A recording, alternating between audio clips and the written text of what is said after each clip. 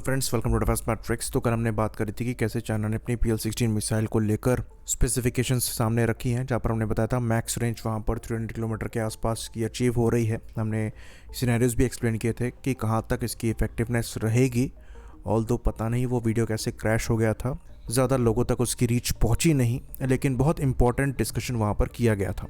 तो ये हमें समझना है कि जब बात इतनी लॉन्ग रेंज मिसाइल्स की होती है, जहाँ पर मैक्सिमम रेंज 240 या 300 किलोमीटर की बताई जाती है, 240 यहाँ पर हम अस्त्र मार्क 2 को कह रहे हैं, PL-16 की हम 300 ही मान के चल रहे हैं, तो इतने लॉन्ग रेंज में टारगेट इंटरसेप्शन जो है ये बहुत मुश्किल हो जाता है। और ये इसलिए ऐसा होता है क्योंकि मिसाइल में भले ही आप उसकी एनर्जी को मेंटेन करके चलें, लेकिन मिसाइल गाइड करने के लिए आपको टारगेट पर हाई क्वालिटी ट्रैक बनाना पड़ता है। तो अगर आप 200 किलोमीटर के बियॉन्ड टारगेट पर ट्रैक बनाकर कंटिन्यूसली रखना चाहते हैं तो फाइटर के रडार से ये काफ़ी ज़्यादा मुश्किल हो जाएगा, जो कि एक्सपैंड की फ्रीक्वेंसी में काम करता है। ये यूजुअली एवैक्स के रडार से पॉसिबल है, जो कि एक्सपैंड की फ्रीक्वेंसी में काम करता है, लेकिन वहाँ पर रिजोल्यूशन का इशू थोड़ा बहुत आता है। लेकिन फिर भी अभी हम इतना एडवांस कर गए हैं कि एक्सपैंड की फ्रीक्वेंसी वाले एवैक्स से भी मिसाइल को टारगेट तक पहुँचा पा रहे हैं, जिसके बाद क्योंकि AESA सीकर अब मिसाइल में लगना स्टार्ट हो गए हैं, तो वो खुद टारगेट को आइडेंटिफाई करके 15 से 20 किलोमीटर की रेंज में उन पर लॉक मेंटेन कर सकते हैं। तो एवैक्स से ये चीज़ करी जा सकती है। जब हम डिस्कस कर रहे थे कि क्या पाकिस्तान के पास ही कैपेबिलिटी है, और हमने समझा था कि क्यों पाकिस्तान के पास ही कैपेबिलिटी नहीं है, तब हमने बताया था कि ये सब वेपन डेटा लिंक के थ्रू किया जा सकता है। एडवांस आजकल के वेपन डेटा लिंक हो गए हैं और किल चेन का यूज़ करते हुए आप मिसाइल को टारगेट की तरफ गाइड कर सकते हैं। तो अगर आप खाली फाइटर के रडार से मिसाइल का इस्तेमाल करना चाहेंगे तो आपको मैक्सिमम इफेक्टिवनेस 120 से 150 किलोमीटर्स की मिलेगी। तो फ़र्क नहीं पड़ता आपके पास 240 किलोमीटर की रेंज वाली मिसाइल है या फिर 300 किलोमीटर की रेंज वाली मिसाइल है, वहाँ पर मैक्सिमम इफेक्टिव रेंज आपको इतनी ही मिलने वाली है, क्योंकि ये आपके फायर कंट्रोल रडार पर निर्भर है। तो अगर J-10 एयरक्राफ्ट कैरी कर रहा है PL-16 मिसाइल जो कि 300 किलोमीटर की रेंज के साथ आती है, वहीं पर Su-30 MKI जो कि विरूपक्ष रडार के साथ अब लैस है और कैरी कर रहा है अस्त्र मार्क 2 मिसाइल, तो यहाँ पर एडवांटेज Su-30 MKI को मिल जाएगा, क्योंकि सेंसर जो है ये उसका ज़्यादा बेटर होगा।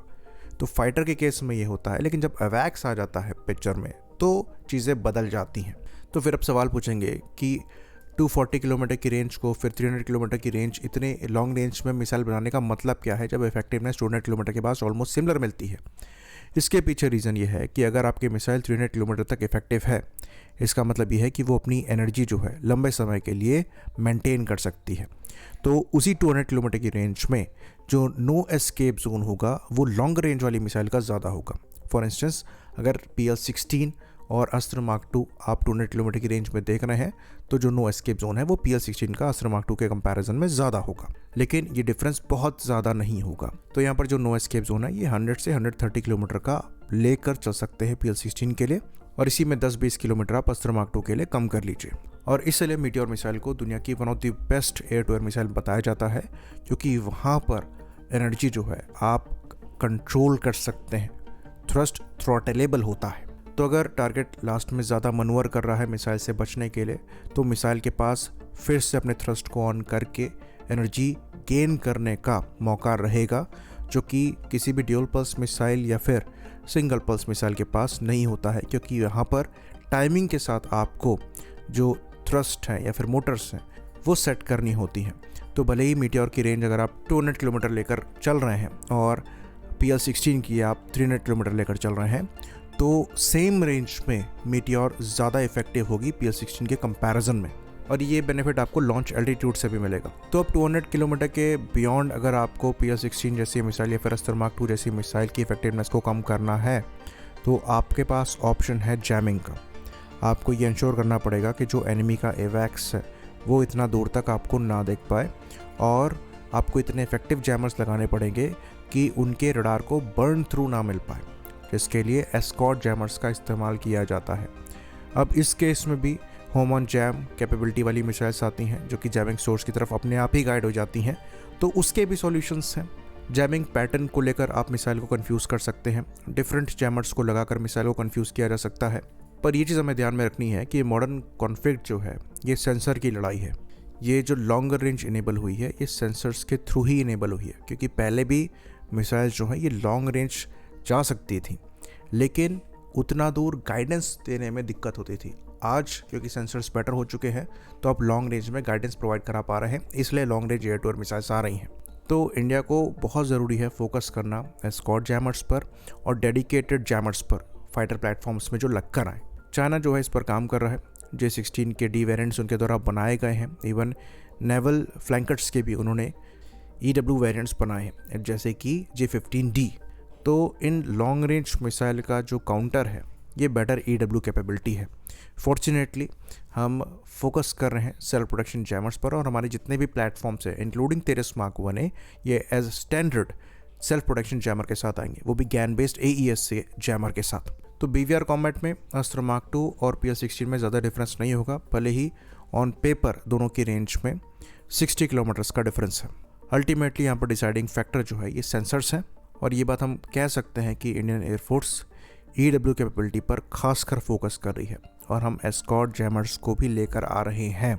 बाकी डेडिकेटेड EW कैपेबिलिटी को भी डेवलप करना ज़रूरी है। हम एक तरीके से काम कर रहे हैं इस मॉडल पर। हमने कुछ ही दिनों पहले डिस्कस किया था कि कैसे डेटा पैटर्न्स द्वारा टैलेंट शील्ड पॉड को बनाया जा रहा है Su-30 MKI के लिए, ये भी एक आंसर हो सकता है।